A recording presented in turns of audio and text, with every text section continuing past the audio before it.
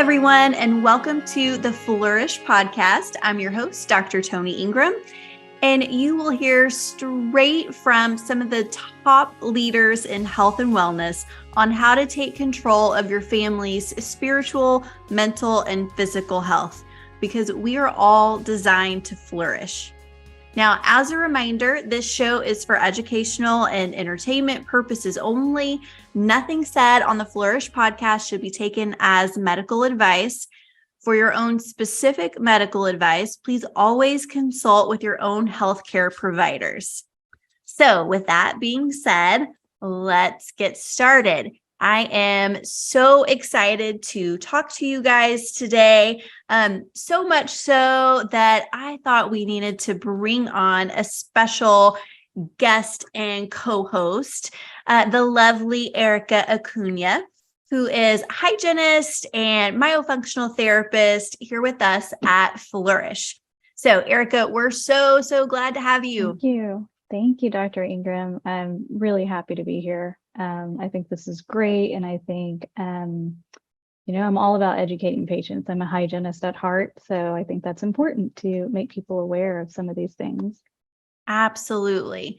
So today, in honor of today's podcast, we have a very important topic. So I wore one of my favorite t-shirts for you guys. It is, if you're listening on one of your podcast apps, you won't be able to see it. So I'll just tell you if you're not watching on Rumble or YouTube. It is my I don't co-parent with the government t-shirt. So over the last 3 years, so many of you have come to realize that really the government has taken maybe too involved a role in our children's lives. And we would like to make sure that the government knows that we are in control of what our family does and doesn't do, what we learn and don't learn, the medications that we take and we don't take.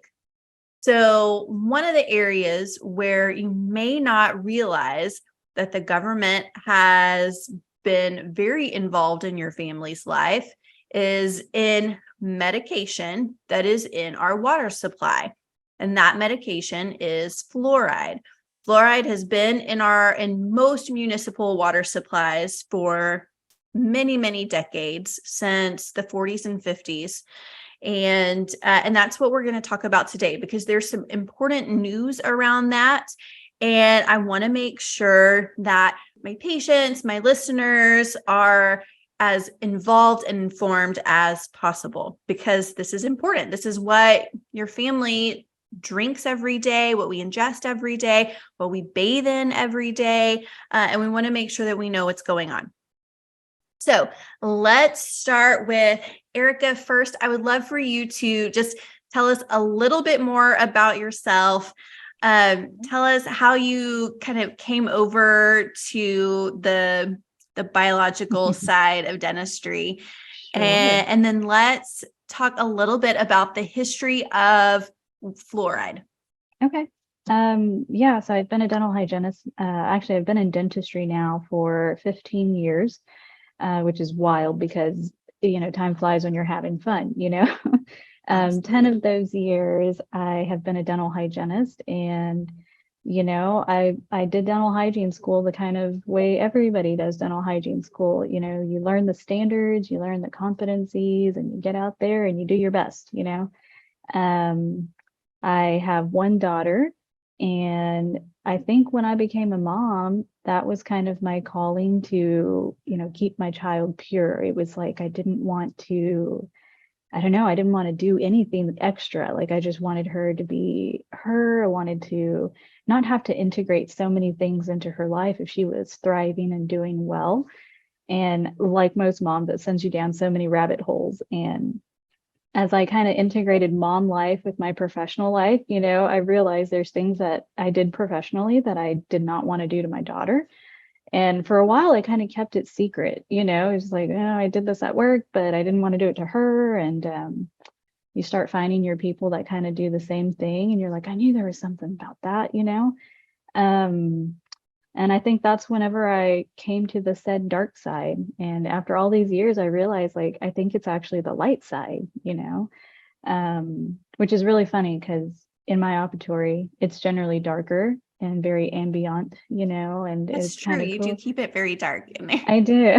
Yeah, and patients love it, but they're like, "Oh, I'm coming to the dark side." And I'm like, "Yeah." So Right? it's fun, but over the years I've learned a lot of dentistry can be very toxic, and they have standards and different things that they teach you in dental school. So there's not really like a holistic, dental hygiene program that makes us to believe a lot of these things until we do our own research and start looking at literature that is actually out there and telling us maybe a little different side of the story. But Yeah. that's kind of how I started. And then one rabbit hole led to another. And here I am telling patients all about it. Awesome. Awesome. And our patients love you too. Yeah, Um, we've got great patients, don't we? we do. I really think we have the best patients out there. I really We do. kind of do. It's Yeah. really not fair. Yeah. I It's know. not fair to everybody else. Yeah. Okay, so let's talk a little bit about the history of fluoride. So it was discovered in the early part of the 20th century. They found that the communities that had naturally higher levels of fluoride in the water tended to have stronger teeth that were less prone to cavities. So, Erica, tell us a little bit about kind of how we went from that to adding it to the water. Sure. There's been a lot of fluoride talk, like, I don't know, it could probably date back to the early 1900s, but right about the 40s, the 1940s, that's when they kind of started to believe fluoride was much more of a nutrient. And a nutrient is something like a vitamin or a mineral, something that's necessary for good health. Thus, the people who didn't live in high fluoridated areas, they generally had more dental issues, things like that. So it was kind of the idea that if they didn't have or if they had a fluoride deficiency, that's where you had a problem, which was like dental cavities. Similar to like if you had a calcium deficiency, osteoporosis. If you had a vitamin D deficiency, you could get rickets, something like that. In reality, nowadays we know that that's not totally true. The CDC does say that adding fluoride to the water was kind of one of the top 10 biggest achievements in public health.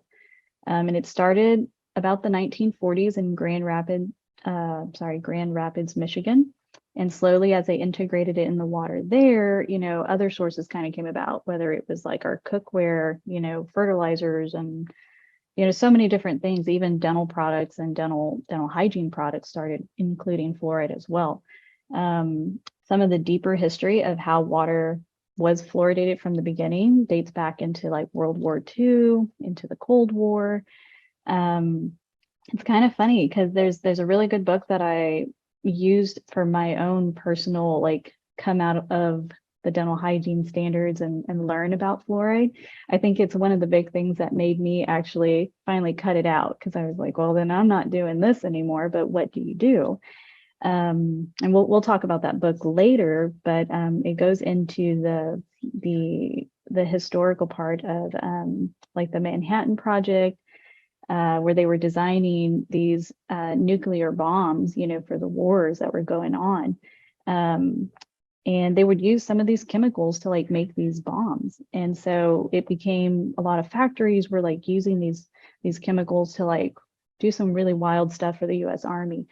Lots of people and cattle in these areas were getting sick from the fumes of these factory plants. And so, eyes started turning, heads were turning and said, what is this? Is it bad for humans? Is it bad for our cattle and our land and, everything around? And so, there was a chief toxicologist named Dr. Harold Hodge. I kind of, he was a doctor. I respect that, but start digging deeper into some of the things that he did, and you realize maybe there were some things that we probably should have known, but he was a big advocate for putting fluoride in our water system. And during that time, back in the 40s, it was like we really couldn't say fluoride was bad, because if we said it was bad, it was going to kind of halt the U.S. Army in making these nuclear bombs that, were kind of a big deal at that point, I guess. So it was approved, it was safe, they put it in the water, kind of, the public endorsed it at that point. So from then on, water was fluoridated, like in the municipal water systems. And then it just kind of became like a big thing that everybody was integrating it in the dental field, things like Teflon cookware, some of that, you have fluoride in all kinds of sources now, that it just kind of became the standard. And if you, at that point, if you spoke out about it, it was kind of like quackery, it could ruin you, it could ruin your career. And so, really interesting, because now we're speaking out about it, and it's kind of like, it's funny how time is coming back to it, but in reality, it was like full circle. Yeah, it comes full circle. Yeah. And to me, it seemed more like a one size fits all strategy. Kind of parent that I am, I realize that, that doesn't work very well for everybody. So, but that was water fluoridation for a very long time. And there's been a lot of studies kind of going on since, because it's always been somewhat of a controversial thing. But because it was during that time and the Manhattan Project and building these bombs, it's like it was necessary for the government to be able to not scare people in that it was a bad thing for us. So that's how it kind of integrated in our water system. So really crazy. It is crazy, actually. What's interesting is that, like, I just wonder the conversations that happened behind closed doors that led to that decision of, it seems like this is helpful for oral health, therefore let's put it in our water supply. Like there are rumors that there were these extra chemicals from different industries, including the fertilizer industry, where they needed a way to dispose of those chemicals. Again, that's just rumor. I haven't really seen proof of that. But it makes you wonder what led to a substance being found as helpful to all of a sudden we're going to make sure that every person who drinks water is exposed to it. Yeah. So, and that's where I think you and I both have major problems with the ethics behind that. Because I was always taught, I assume that you were taught also, that we shouldn't medicate someone without their consent. And correct. I'm not exactly sure how you can consent if your municipal water system places something that's meant to be a therapeutic treatment for you in your water. Without knowing the risks and without knowing the true benefits of it. Yeah, it's not informed consent for sure. Definitely not informed consent. So I want to talk about a lawsuit, because there is a lawsuit that's going on in the news. And then we'll go into kind of the science behind, where does fluoride have a place? Where does it not have a place, in our opinion? And kind of where we go from there. But the lawsuit is something that is probably not going to be covered in great detail in the media. And so I want to make sure that our patients and our listeners are aware that it's going on, because it is important. So there is a group online called the Fluoride Action Network, and you can find them on fluoridealert.org, I believe is the name of the website. There are some other nonprofits as well: Moms Against Fluoridation, Food and Water Watch. And in 2016, They delivered a petition to the EPA to end the addition of fluoride into the drinking water because of fluoride's neurotoxicity. The EPA said, no thanks. We're not going to do that. And so those nonprofits banded together and they sued the EPA. And this was back in 2017. And I don't know if you've ever been involved in the legal system or in a lawsuit. Hopefully you haven't, but things move very, very slowly. So if you add the legal system plus large government agencies being involved in the lawsuit, then you can imagine things will move even slower. And then in 2020, there was an event that distracted many of these government bodies. And so things moved even slower. So yes, this lawsuit was filed in 2017. In 2020, they had one, beginning part of a 7-day trial, different hearings that have happened, and that is ongoing. But what's important is that a lot of the evidence that's being used in this lawsuit is going to come from what's called the NTP report. And NTP is the National Toxicology Program. And the report was completed. And again, this is by cooperation from government agencies, so the Department of Health. The report was completed based on a 6-year systematic review, and was set to be released in May of 2022. And this report was basically a review of multiple studies that were looking at the neurotoxicity of fluoride. In that report, there were 72 studies that looked at IQ levels of children that were exposed to different levels of fluoride. And they found a positive correlation between fluoride levels in the drinking water and a loss of IQ score. So it was clearly a very, very interesting, to say the least, report. Interesting is maybe a nice word for it. It was an angering report. So the report was set to be released in May of 2022. That report was blocked from being made public by Health Secretary Rachel Levine. And then thankfully, a judge compelled them to release that report in March of 2023 based on the Fluoride Action Network's continued legal work and continued fight. So a lot has been going on in the background. These court dates happen very, very slowly. But basically, now the report is out, and the judge has said that things can continue to move forward.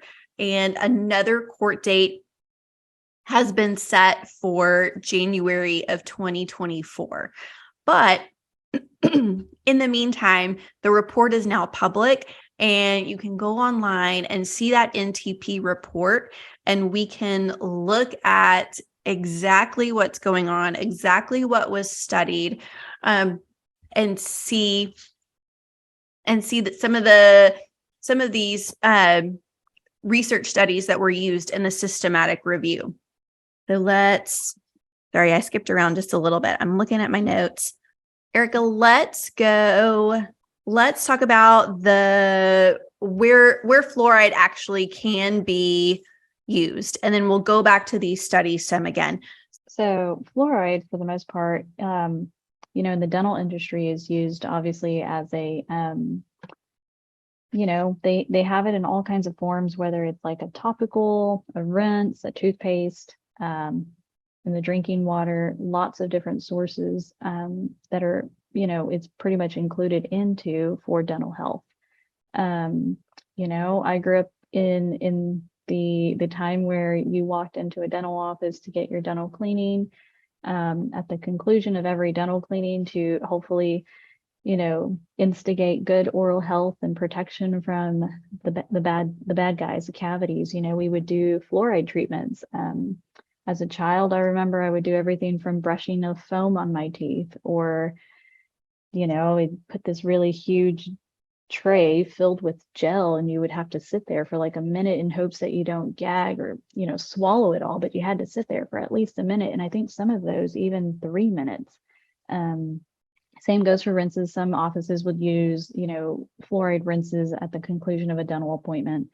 You can go into almost any grocery store in the dental aisle. There's toothpaste galore that just have fluoride all in them. And it's kind of overwhelming for a lot of people, because you walk in and you're like, which one do I get? They all have fluoride. So you assume it must be good for me, but not just that. I mean, there's so many different other places where we can be receiving fluoride and not really know about it. Once it was integrated into the water systems, that pretty much it taints the soil. You get in the soil, so then you get food sources and crops and produce that are actually grown with fluoride in it. It's just one of those things that it's hard to say, it comes from a multitude of different sources, but one of the biggest things is the water fluoridation. And so, water is kind of essential to humans. So we get it when we're taking a shower, we get it when we're drinking water from our home source, bathing, even just brushing your teeth at home with your water, you're getting a dose of fluoride at the same time there. And it's just that constant exposure that becomes a concern once you start reading a lot of the literature about fluoride and its neurotoxicity. But, I guess we start talking about the chemistry of it and why it was kind of integrated into, the dental world, even after water fluoridation. We start looking at I'm going to get a little technical here, but our tooth enamel is about 96-97% hydroxyapatite. Which is kind of a biocompatible. It's like calcium and phosphate, similar to bones. And so the idea was, if you added fluoride to it, it would replace that hydroxy and become fluorapatite. Apparently that's a much more stronger than what your natural bone and teeth is. So it would make it much harder for karyogenic bacteria to actually penetrate the tooth surface. Thus, you get no cavities, Now, we don't want to, everything in excess could be bad, So there's always those risks involved with too much of everything. But, we really take a look at too much fluoride. What can it do to you, And there's warnings on all the dental products that have fluoride in them that you shouldn't have too much. It could be lethal. It could be really bad. There's a lot of symptoms that come with too much fluoride, and some of those, we've kind of been conditioned to just go with, or we actually just don't point them to the fluoride itself. But, thinking point here, if fluoride was added to the water system, to help all of those who had risk for cavities, would they start doing the same thing if they were kind of trying to mitigate anxiety or depression or, uncontrolled blood sugars? What else would they put in the water system to kind of be a one size fits all treatment? It's kind of scary if you think about things like that. But that's kind of how they start putting it in all of the, pretty much everything in dental products. You even look down to some of the filling materials that are used whenever you're, getting a filling done. Some of these materials are actually like fluoride releasing. So you have to be cautious about that too, because, you get it in your toothpaste, you get it in your, cleaning polish, you also get it in the material that's used for your composite fillings. And then you go home and you brush your teeth with fluoridated water and fluoridated toothpaste. It's like, there is so much exposure to fluoride these days. It's wild. It's everywhere. Yeah. It's everywhere. It's crazy. Yeah. So basically what you're saying is that the powers that be decided that our teeth made of fluoride was better than the way God made our teeth with calcium. Yes. Gotcha. I'm not sure I agree with that at all, but yeah. Quite frankly, that's apparently he didn't do it right. He didn't do it right. He was insufficient, apparently. Insufficient. Jeez. Yeah. Wow. Yeah. Hard thing to believe sometimes. So I know that our naturopaths that refer patients to us really are big believers in getting their patients off of fluoride. I know some of the reasons that they are so passionate about it and feel like it's so important that their patients are off of it are patients who have thyroid issues, because fluoride competes with iodine in the thyroid, so it can impact thyroid health. I've had some naturopaths say that it can calcify the pineal gland, which obviously that would be unfortunate. There are some osteoporosis, skeletal porosis, types of side effects that can happen when you're exposed to high levels over a certain period of time. And we don't exactly know what those high levels are, where it's just not well studied what's considered high and what's not considered high. And what are some other side effects that you're seeing or noticing of fluoride in general that we might not always hear about?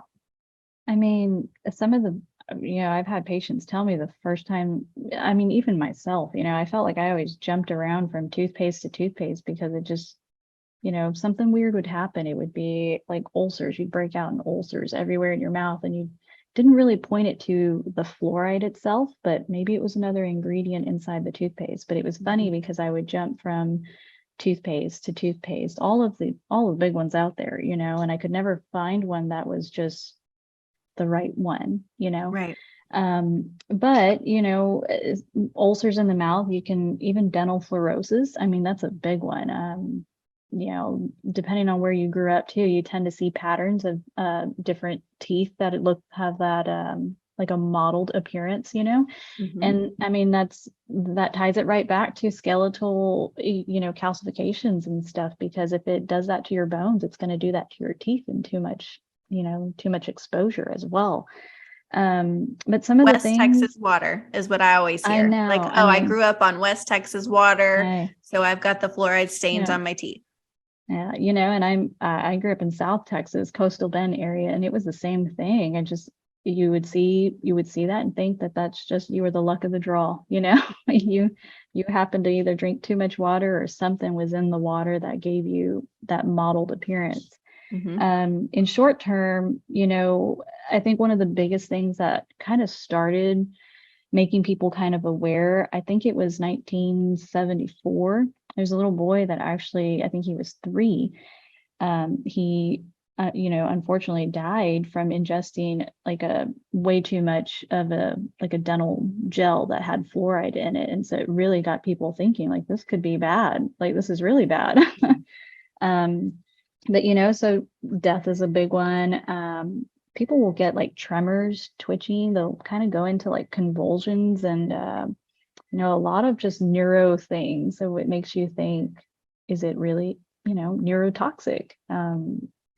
All the dental products say you shouldn't swallow this, like even the dental office treatments, it was very much, hold it in your mouth for 30 seconds or a minute and then spit out. You never want to just swallow it. And you're like, but it's in my mouth. So you're like, I won't swallow it, I promise. Yeah. How could one even measure how much you're going to swallow when you spit out most of it? It's mixed with saliva. Like, you can't not swallow some of it. And some of those are higher concentrations because they're the fluoride treatment, and so you're like, I mean, me too. I back in the day and have like fluoride varnishes applied to my teeth, and it's like I didn't I guess I wasn't thinking at that point, but I would always be that patient that like get this massive headache like right after. And I think it would make my salivary glands like just kind of profuse. Just, it was the strangest thing. And, never once tied it back to the fluoride, but it was like every time I had a fluoride treatment, I just felt awful afterwards. And it's like, well, we condition ourselves to kind of think this is how it is. This is what you do, and keep moving. That's right. Don't ask questions. Yeah. Oh, for sure. Don't ask questions. Don't ask questions.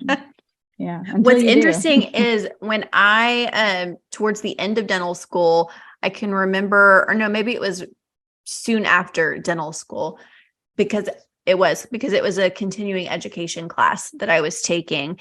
And it was an education class on the infant oral exams, that it's specifically the D0145 code, the infant oral exams, specifically in a Medicaid setting, which is where I worked for a couple of years after graduation. And they specifically wanted us to paint fluoride varnish on gum tissue.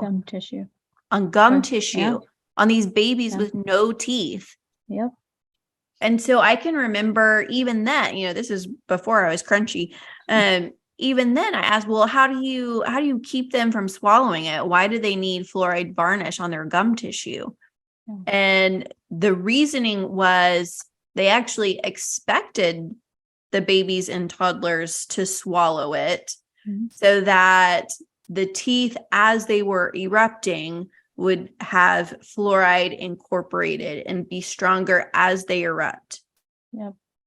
Yeah. So basically what they're saying when they do that is they feel like you're too stupid to brush your kid's teeth and keep sugar from sitting on your kid's teeth. So we have to make your baby ingest this stuff so that it's already incorporated when they get teeth from the very beginning. That's what it sounds like to me. I don't like when people insult me. Yeah. And that seems insulting. It does. And I mean, I was a new mom at one point too, and there's things that you just don't know. And, you look up at some of these medical professionals and you're like, I want, the health and the safety and the happiness of my children. And if you say this is for them and it's good, then, we ultimately all want great for our children, Of course. But, some of the people that don't question this, they take the advice of some of these professionals who are taught this, and they give it to their children. And it's the way I felt with fluoride varnish is I often wonder, what do these babies feel, after a fluoride treatment, and I think that was one of the big things when I became a mother. And it was like, does my daughter really need this, and oh, that's such a good question that I hadn't even thought of until you just said that. Like, of course you tend to be more sensitive, like some of our sensitive patients. You tend to be more sensitive to different chemical exposures.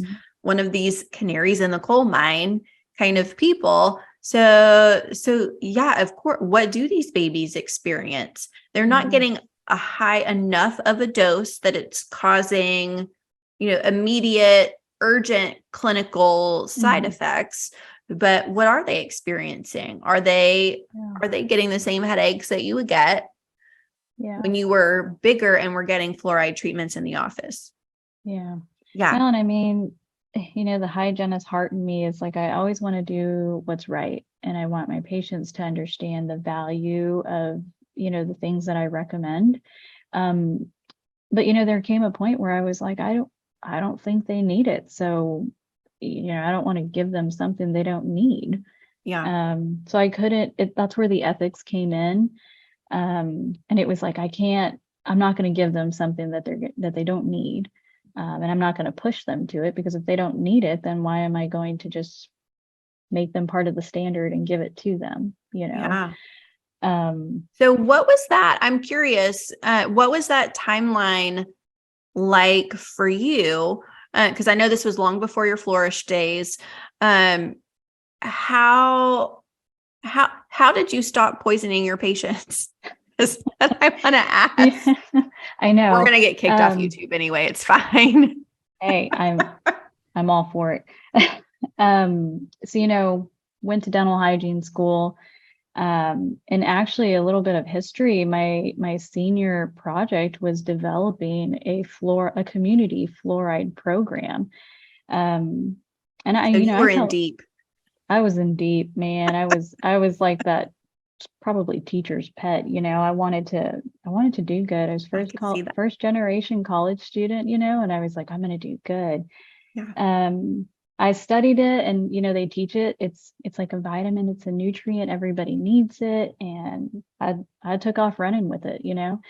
Um, I'm not sure if this fluoride program is still going on here in the DFW area, but I know it was for a few years after I graduated, even about the time that I actually started going down my rabbit holes. And then I became a mom, and that's when I was like, oh, I don't think I need that.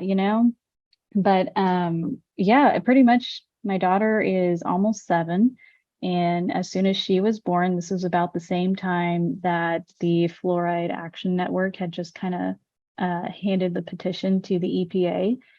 And she was just weeks old, and it was kind of like, dang, maybe that was the seed that planted it, because I was like, you start thinking about things. And I think I followed it for a little bit, somewhere in the woes of new motherhood.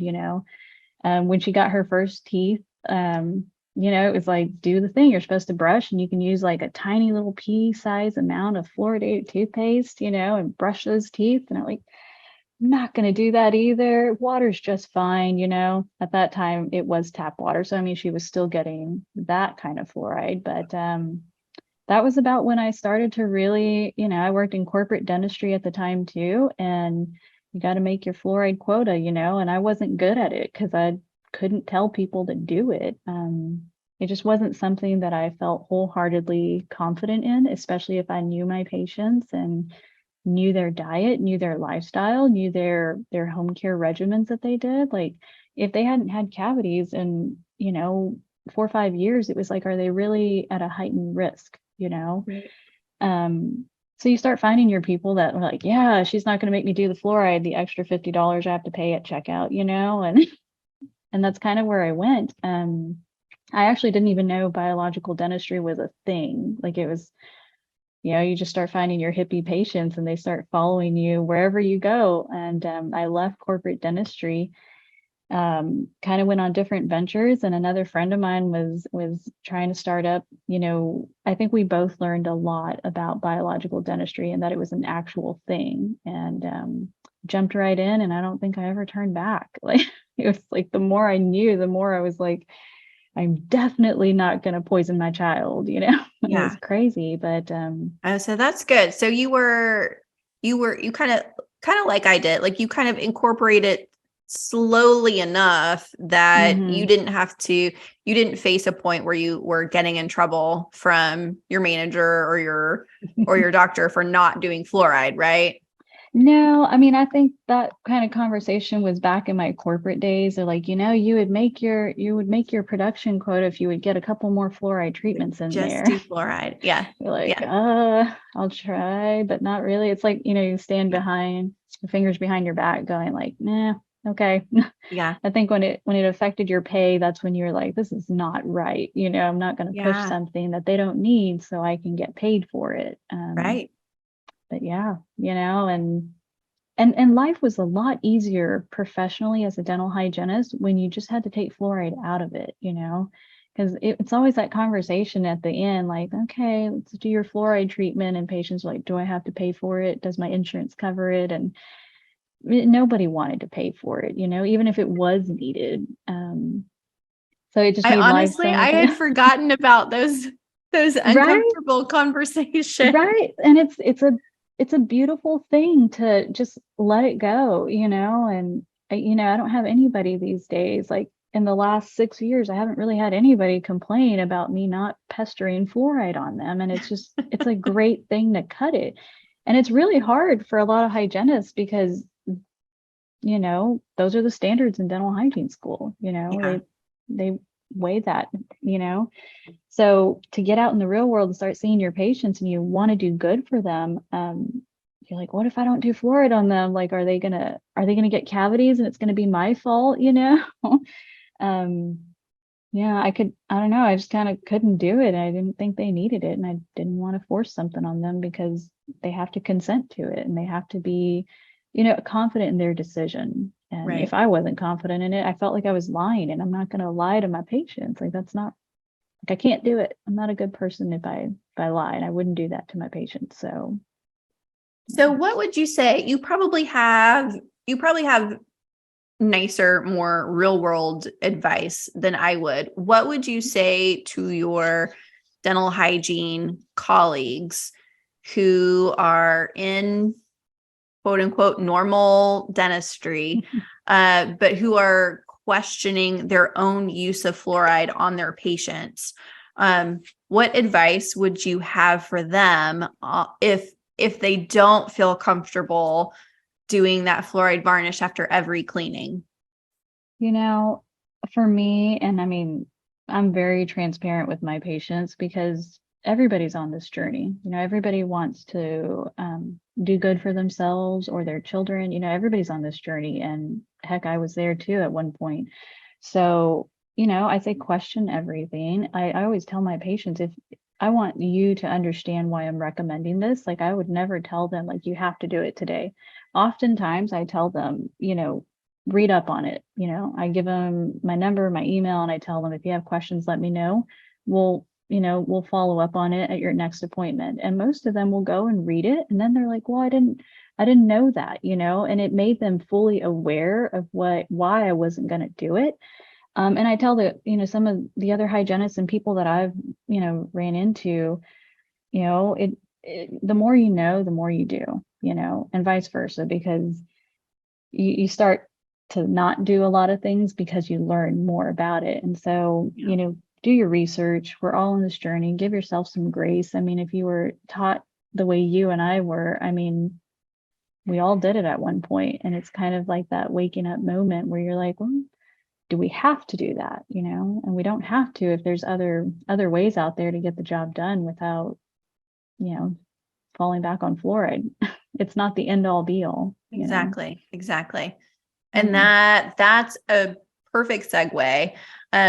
So I always say I have much stronger ethical and even scientifically, I have much stronger opinions against fluoride in our water supply than I do fluoride in our toothpaste. But I don't want any fluoride in my office because, the topical use of fluoride, I don't think is as dangerous, as nefarious as taking it in systemically, continuously over long periods of time. And the topical use of fluoride is shown to be more effective at preventing cavities than the systemic ingestion of fluoride. But with that being said, having fluoride present everywhere in ways and in dosages that we can't measure, it now has become a very strong value and principle of mine clinically that we don't have it or use it in our office. So even topically, because we can't control the dose in other places, I'm not going to add to that dose in my office. So we don't have fluoride in the office. We don't use it. We don't promote it. None of it, not even in our water. Not even in our water. It's filtered out before it gets past the back wall of the office is where that filtration is. So that being said, what do we do to prevent cavities? Because you're right, it's not a nutrient. We don't need fluoride. So when patients ask, what do we do then to help prevent cavities? Then what do you typically say to them? I tell them we are not a fluoride deficient society. We are a nutrient deficient society. I think that comes from Dr. Stephen Lin, but that really hits the nail on it. there's a whole lot of reasons why cavities do happen. I mean, the key to holistic dentistry really is finding the root cause. And more often people are on, or at least my patients, they're on a journey where they're trying to improve their lifestyle and they're trying to change up and lower their toxic load in, you know, in their life. So I have conversations with them where I start asking about their diet, their sleep, what kind of water source they have. And I really dig deep into a lot of that. I mean, it's a little cliche, but I tell them, you know, we need you to eat well, sleep well, breathe well, you know, and live well, all of those things. You know, when we start digging deep into some of those, we change up diet, we change up their water source, and we give them the nutrients that they do need, the real nutrients that they need. We give those to them, and we can make a shift in that microbiome to help them not get any more cavities. And thus, sometimes they do have to be restored. They're at a point where we have to restore them, and that's okay. But I ultimately don't want them going down that path of always had reoccurring cavities. So my goal is change a lot of those things that are the actual causes of the cavities before, you know, falling back on something that, you know, as toxic as fluoride is, it's not working. You know, if it worked, and with so many sources of it these days, why do people still have cavities? You know, if Exactly. if it's effective, why do we have to give the bad news in the dental office that somebody has cavities and we have to fix them? So I really dig deeper, and I tell them, you know, it's not a nutrient, but we got to get you to a point where you are receiving the nutrients you need well enough to be able to sustain, you know, caries prevention, going forward, you know, having like that healthy, you know, oral microbiome that's going to support, you know, years of not having to have dental work. You know, I mean, there's so many things we can do these days now. Diet and nutrition is like a big talk on my end. You know, I really spend as much time as I can with my patients on that because, you know, raised in the 80s and 90s, like you start looking at the things you ate as a kid and you're like, I don't know how I'm still alive, but you know, we were all there at some point. And so, you know, I think a lot of our patients are kind of on the same realm where they're thinking like, I want better for my children. I'm like, yeah, you and me both, you know, and it's like changing the things that we did for our children so that way they don't live the same, you know, the same way that we are as adults, you know. Absolutely. Yeah, that's kind of how I end up Oh, I think tackling. you're 100% correct. You've got to get to the cause. You've got to get to the very, very basics, just like any other area of health. Just like when you're preventing any other chronic illness, you have to get to the root. You know, are we eating well? Are we getting nutrients? Are we absorbing the nutrients that we're getting? And if you can solve that, then a lot of other things just fall into place. Yeah. But we still, even then, I get it. People still need a bit of an easy button. Like you need something because changing your diet and seeing those results takes time.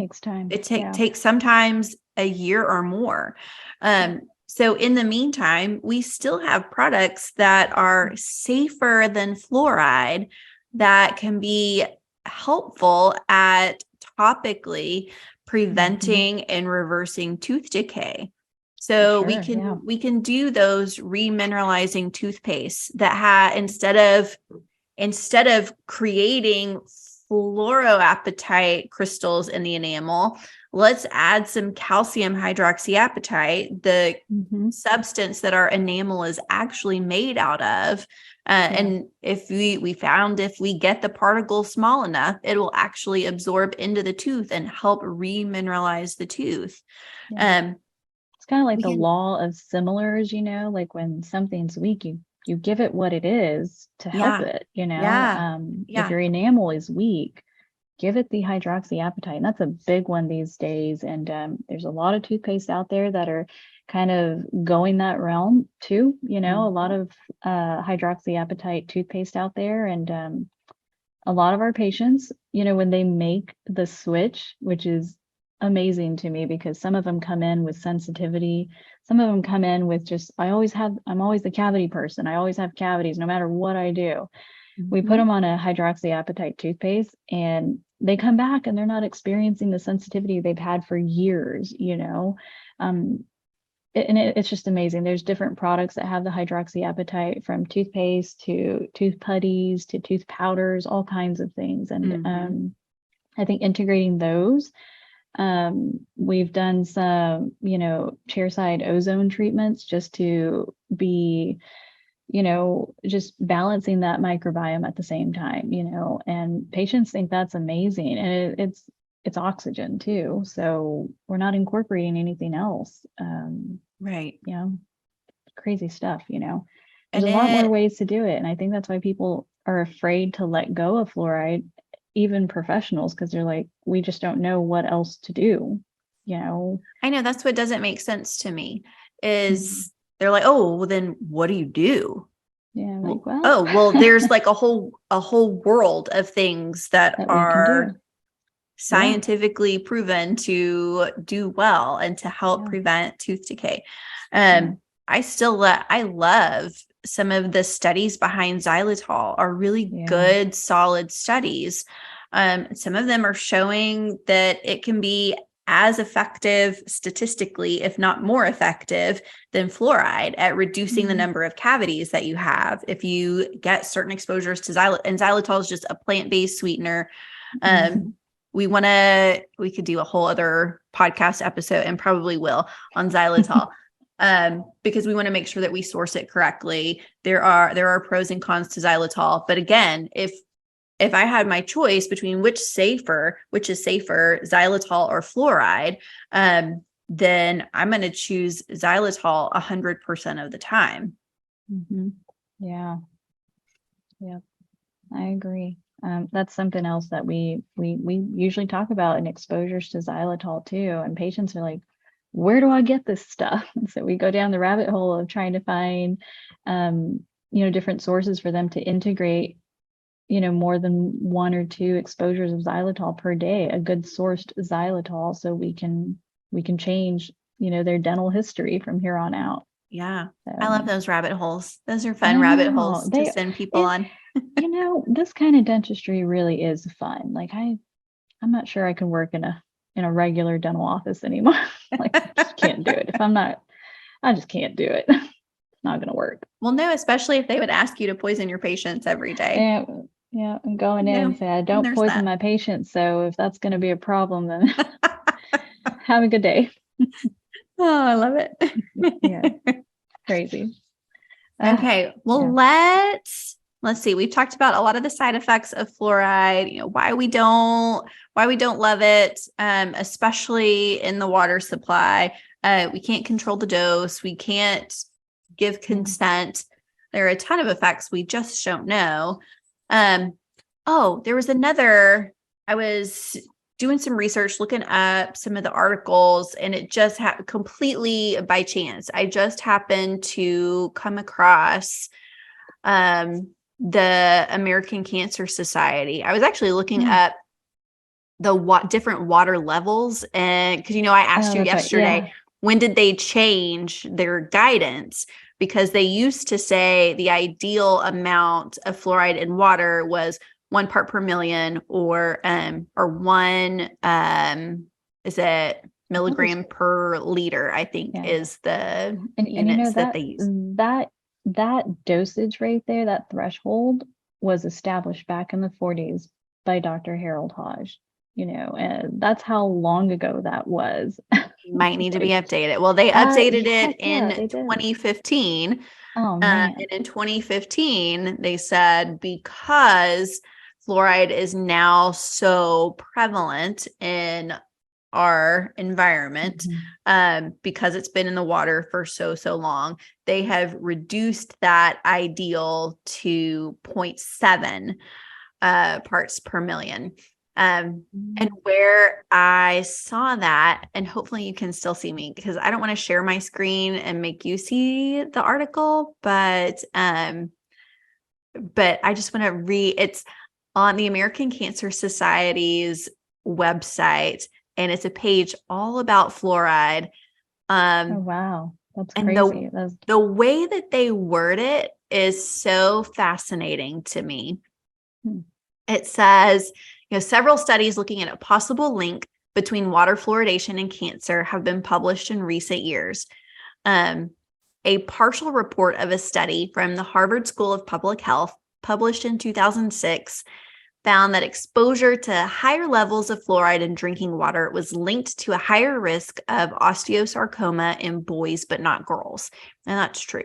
The second part of the Harvard study, published in 2011, compared the fluoride levels in bones near tumors in people with osteosarcoma to the levels in people with other types of bone tumors.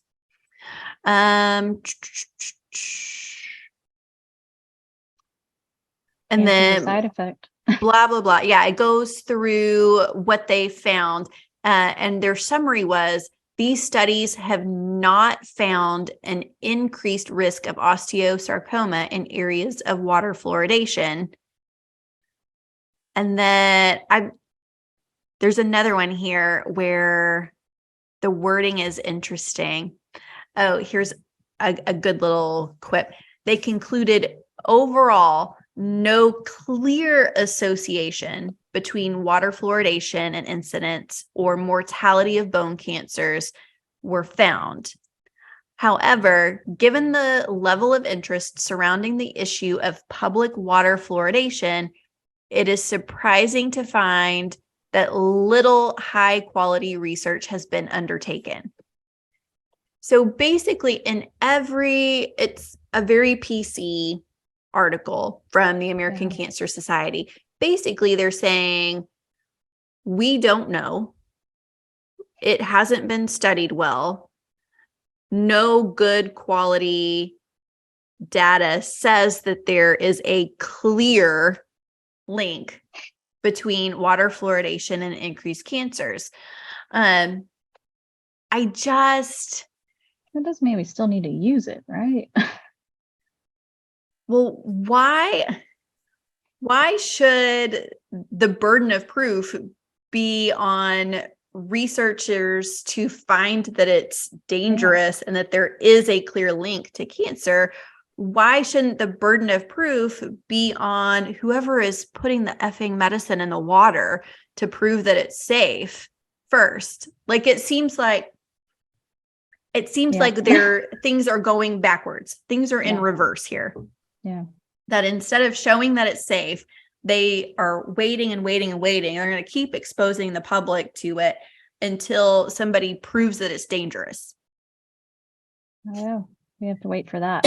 Wait for a tragedy to happen before we do. What's the tragedy that's going to happen? It's already happening. It's already happening. The tragedy is we've been exposed to this crap for decades. Now it's generational.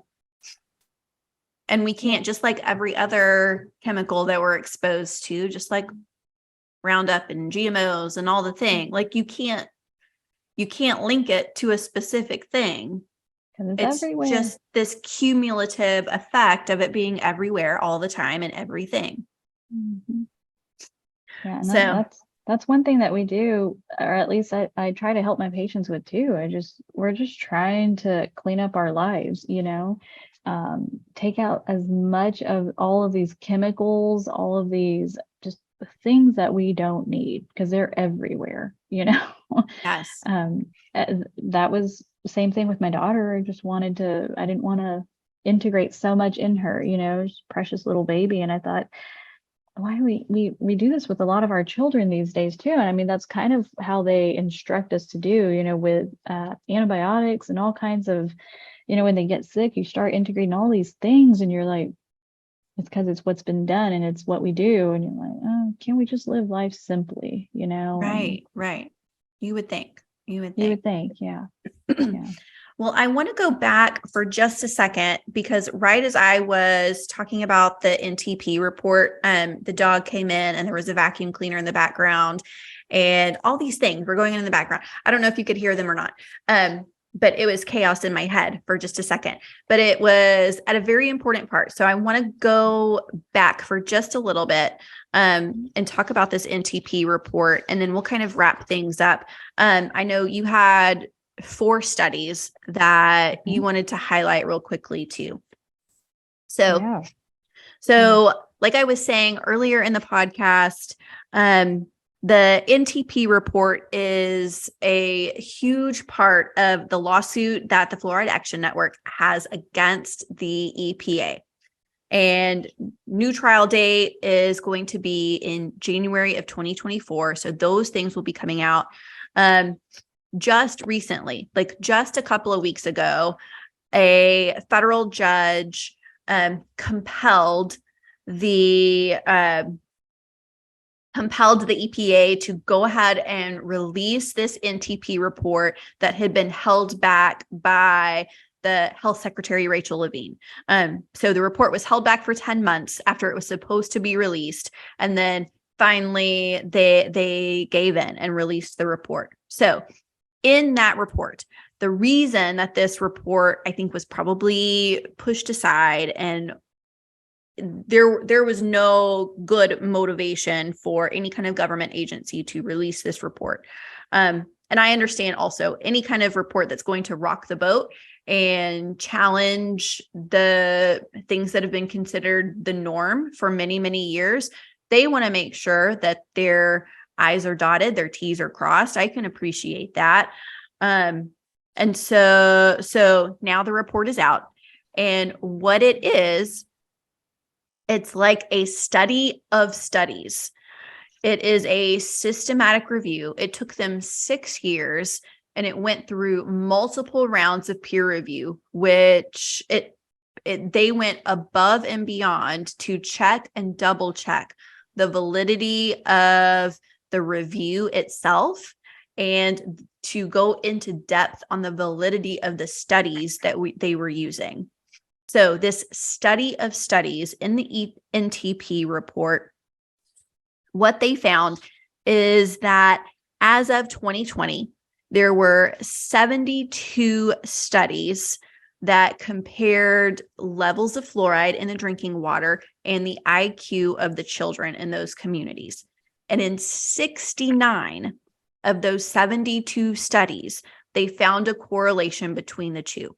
Basically, higher levels of fluoride led to lower levels of IQ. So that is a big deal.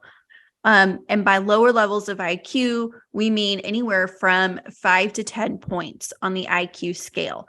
And that might not seem like a lot, but if a child is borderline special needs, then you've just taken everybody at the edge of that level and now have created people whose lives are drastically affected. A child who might have been a normally functioning child in society, who is now considered special needs and will need extra help. So a big deal, something that back in the old days was like, that was complete rumor, tinfoil hat stuff. All the crazy conspiracy theory people were the only ones who were trying to say that fluoride dumbs down the population. Well, holy crap, we've got studies now that fluoride is dumbing down the population. It's not quackery. It's not quackery. Mm-hmm. So it's a really big deal, and it's really upsetting. It's really upsetting because the quackery stuff that was perpetuated was what was taught to me in dental school. Yeah. So among these,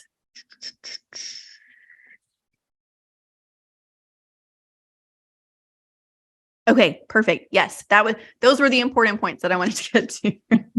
That was the important stuff that the dog interrupted, that I didn't want the dog to interrupt.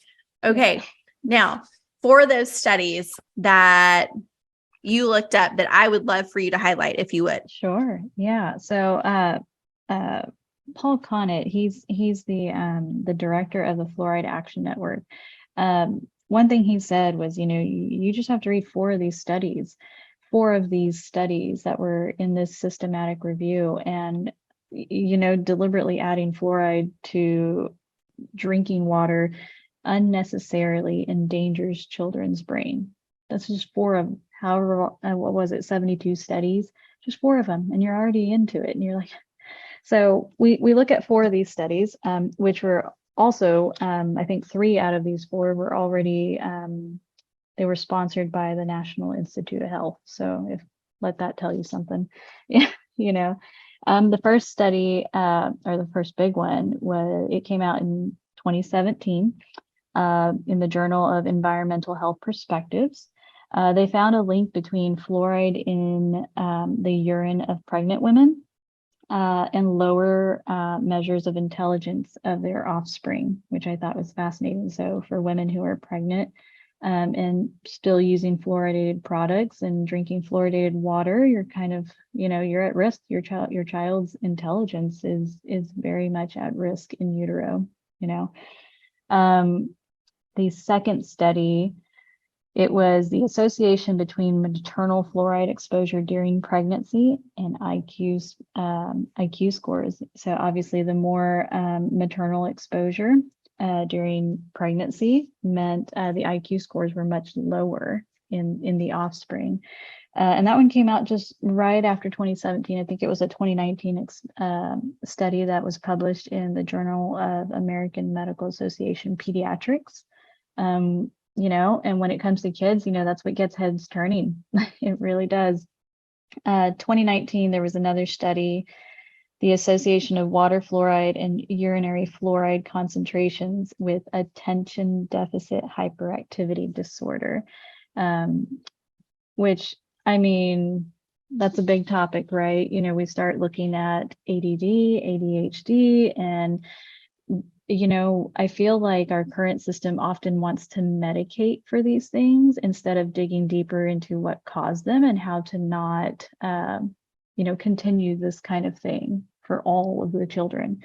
But they found basically that higher levels or exposure to higher levels of fluoride in tap water, it's associated with an increased risk of ADHD symptoms. Wild, get your kid off fluoride. Yeah. So, and particularly among adolescents too. That was one thing that they kind of zoned in on that study. But an adolescence would still be my baby, and so if it's going to pose those kind of symptoms in somebody that old, it's almost that cumulative exposure that we were talking about, it just builds up till it tips over, and I wouldn't do it for any baby, and then all in 2020, there was another study. It found a large decrease in the IQ of children who had been fed formula using fluoridated water, which, I can't say I didn't buy it. I didn't formula feed my baby for the most part. It was kind of a really, really new thing for me at that time. But anybody who has formula fed, you can go to any store and they sell these gallons of water that are supposed to be purified water to specifically use to mix, powdered formulas. And these gallons of water say fluoride added, and so nursery water is what it was called. Yeah, that's what it was called. Yeah, I couldn't remember the name of it. Nursery water. So basically, there was a big decrease in the IQ of infants who were formula fed with fluoridated water. And I just, whether they were on the tap water, you might as well, use tap water to make your formula. It's still fluoride exposure, but I'm like, wow, 4 studies in and you're already just kind of shook by how much it really messes with the brains of our children from infancy all the way up, and all the way and that's just so scary. Like, we don't need this. Our kids don't need this. Nobody does. So I want every pregnant or new mom to think about that for just a minute. So if they say that the ideal dose, it used to be 1 part per million, now it's 0.7 part per million. If they say that is the ideal amount of fluoride to put in the water system, who is that for? Who is that 0.7 safe for? Is it safe for you drinking 8-ounce glasses of water a day? Maybe it is. What if it's for your baby that weighs 6 pounds at birth and you're not able to breastfeed, and the options that you're given are formula that you mix with water, then what dose is your baby getting? What will your baby's fluoride levels be like after drinking 100% bottle-fed formula made with water from 0.7 parts per million of fluoride? Yeah, it's a hard thought. Hard thought. And that's what they're telling us is okay. So what's really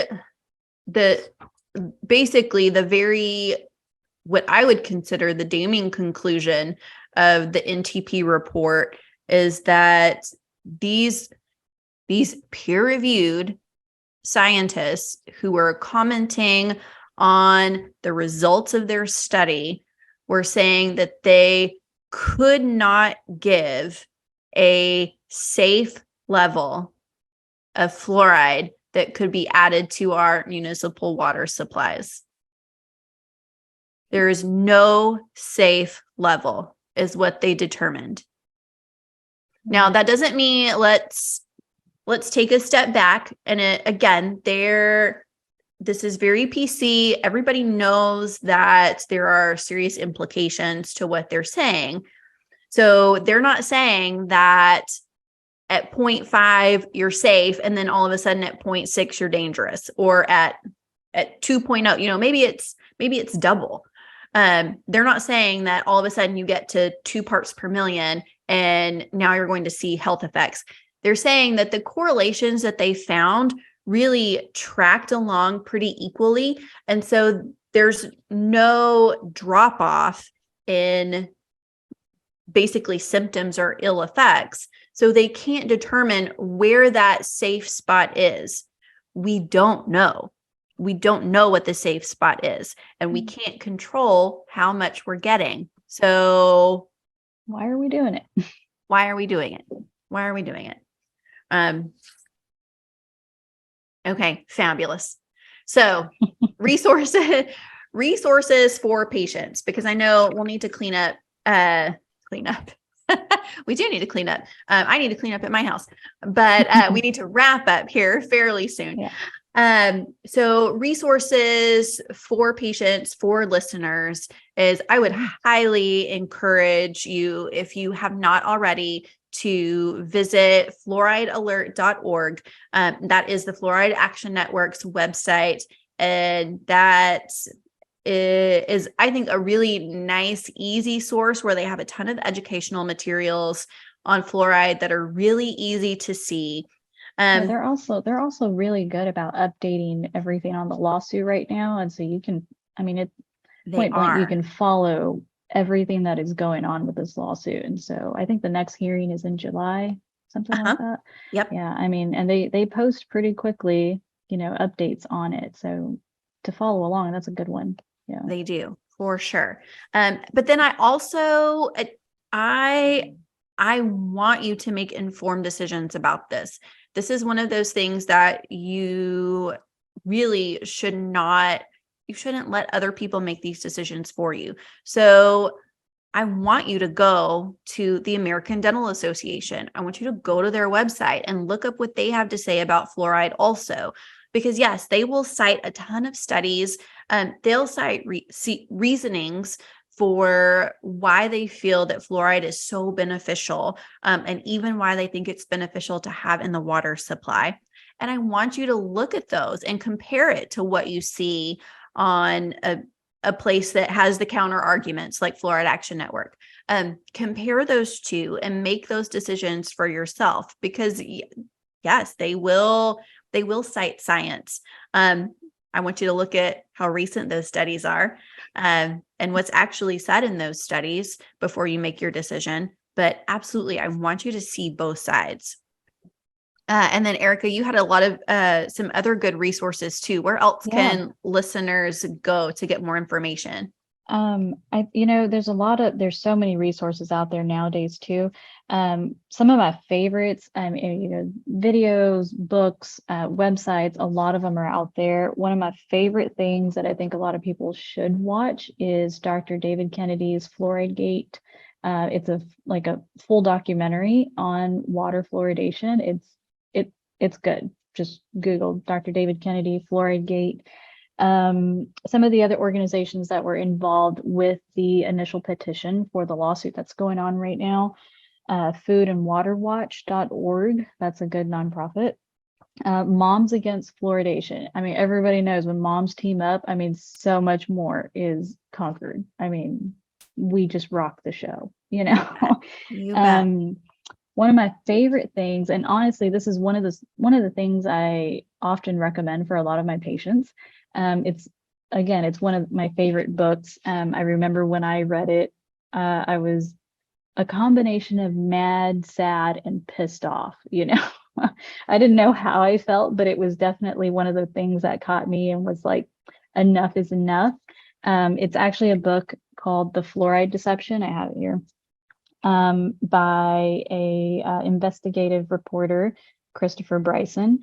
This is an amazing book, and this goes back and talks way into the 1900s about how fluoride was even where it started, you know, how it got into our water system. So much in there. I mean, there's even he uncovered like some legit things, like documents, photographs from early 1900s about fluoride. It's kind of creepy actually, but every time I've recommended this book for patients, they come back and they're fully informed. They had enough to make them confident, and they're like ready to go on, find the root cause and figure out what to do for their oral health. And it's Absolutely.